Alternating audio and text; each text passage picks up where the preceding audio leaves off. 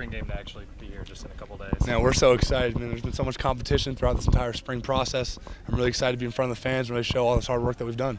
You've been through this before, obviously, a couple spring games. For you, just heading into this one, what's your focus? What's your priority? I mean, just continue to get better every single day. Obviously now it's trying to be more of a leader for the younger guys. Being before, my first spring, really trying to step up into that role of just trying to get play. And now that I've established myself, really want to help those other guys, get better every single day. How are things going for the defense this spring, do you think, going into this game? I'm actually very impressed how the defense has done. We've actually really, kind of really found ourselves. Watching us go out there, watching the young guys get up there, and just the standard doesn't fall off when those guys are in there. And it's great to see those younger guys really step up and just perform. You guys, based on who's coming back and what you did last year, you guys are actually poised to be the strength of the team, which has not been an occurrence at OU all that often. Really? That's true. So how much of a challenge do you take that to make that come to fruition? Nothing against the offense, but it's time for the defense to sort of really assert itself. Absolutely. I mean, we have to play complementary football at all times. The defense always, especially, the guys in that room with Billy, me, Ethan, and everyone else, that's what we want. We don't want to be the butt of the conversation. We want to be the why. And I think we try every single day to just be, the reason. That's what we want to do, and that's what we want to step up and be a part of that. What is it about the defense in particular that made – I know a lot of things went into you coming back, but the guys that were coming back, how much did that have to do with it? I mean, it's a brotherhood. There's a lot of experience on that defense side of the ball. You look at it, that's what I want to finish out the right way. I want to continue my legacy, just getting better and better, and really leave Oklahoma on the right note.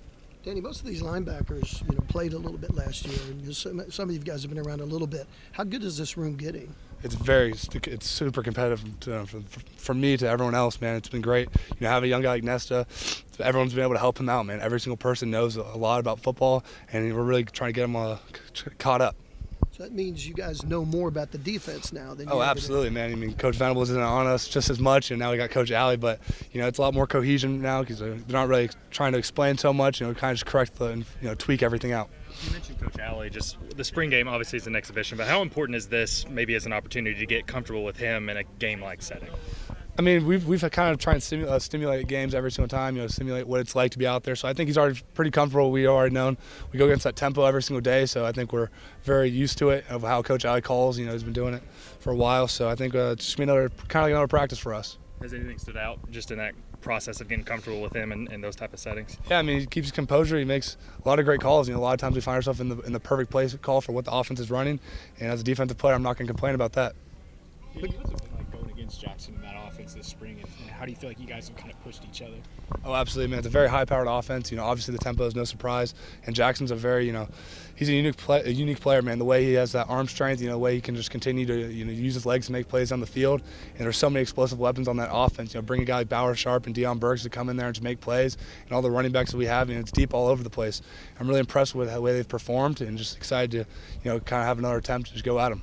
What's your thoughts on you lost some guys in the defensive line due to graduation and things like that. How is that unit coming along? It's been challenging, but we brought in the right guys, man. Having Jaden Jackson, David Stone, Marcus Strong, and Ashton Sanders. I can go on and on. Grayson Holland. Those young guys are really stepping up, man. They're really getting it down.